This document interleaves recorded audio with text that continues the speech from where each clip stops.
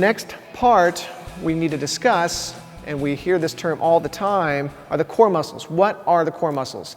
Most don't get this correct. There's really two types of core muscles. There's the inner core and there's the outer core. The inner core muscles are there only to stabilize the spine. They don't actually even move the body. You've got four aspects to the core muscles. You've got your diaphragm that actually makes the top half, and then you've got the pelvic floor, which lifts and holds the abdominal contents on the bottom half. If you think about a rigid cylinder, you have your transverse abdominis muscle that wraps all the way around like a corset. And that muscle actually attaches all the way into the spine, along the spinous process here, through what's called the thoracolumbar fascia. When that muscle contracts, it doesn't actually move your body, it just cinches everything tight. And it works in conjunction with the diaphragm and the pelvic floor to form this rigid cylinder. And if you remember your physics, a rigid cylinder is a lot more stable than just a single pole.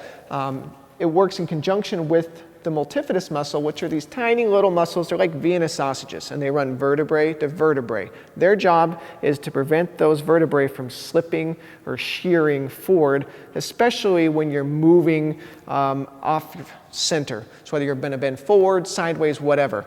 Those muscles work in combination with each other to stabilize the spine. And that's what's called the inner core muscles. Now they work in conjunction with what's called the outer core muscles. Now the outer core is what most people are familiar with. You've got your internal and external obliques. You've got your hip flexors, known as your psoas major, your psoas minor. You've got a lot of the back extensor muscles, including your quadratus lumborum, some of the paraspinal muscles, and they all help extend, go sideways, rotate. All those functional motions that we do are responsible because of the outer core musculature. Now they do help stabilize the spine, and they work with the inner core muscles. Now notice I didn't really mention the rectus, the six-pack. They look good if you can get a six-pack, but they actually don't help stabilize the spine very much. So when you're talking about spinal stabilization, sit-ups, crunches, really not going to help that much. We need to use other exercises to help develop that core musculature that's going to help stabilize the spine.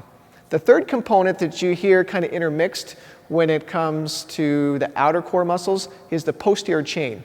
Now some of these muscles will overlap a little bit, but the posterior chain, and this is something that's talked about a lot in weightlifting and crossfitting circles, is basically your back extensors, your glutes, and your hamstrings. Your posterior chain is what you use when you lift. So when you're squatting down to lift something, you need to use your hamstrings, your glutes, and your back extensors. Typically, people are going to have a weak spot, and almost everyone's weak spot tends to be those back extensor muscles. So if you're going to lift something heavy, and your glutes are strong enough, and your hamstrings are strong enough, but your back isn't, guess what? You're going to hurt your back. So that's another reason to really work on back strength and back stabilization exercises, is again for that prevention side of things.